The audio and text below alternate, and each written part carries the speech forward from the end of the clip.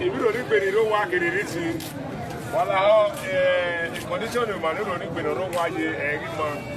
la onu wa wuyobo ki mo e ma ni yo o ki ma jugo wa ma ri e ma ni re ni jugo e amuniya o mi pe de e an no gbe da na e amo won so e na we do ka we na do pe igo ni ya e na so abi kinapa so na hasa ni ya ba 7 million something ari ni ya we na ri ni na we na ri o wa ge ya release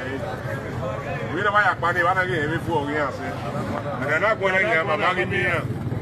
ni me ya mo gbe na ya i ma ri wo ana na gwa lo na me mu ma no kia o siro na ke gbe e mi ro ne na dai you go at least e de go na ya yo we o e ma we e to go ni ani ni kwalima ko pa so ya bi o we e so mu AK47 yeah 47 yeah mu we so na la o na ri aba no wa go e kwari oba go ni e do wi o body ma ibi ma no be ri si na la o ne bo da no ge say na ya wi o bo ye ni ma na do mi we e bo vebe Urhonigbe na la o but ti mari bi e igbegwe ma de no ti the miss no ni mama le o Yesu no Yesu o we na ma we ona nya re ayi le mo wa bo ha ike be na bo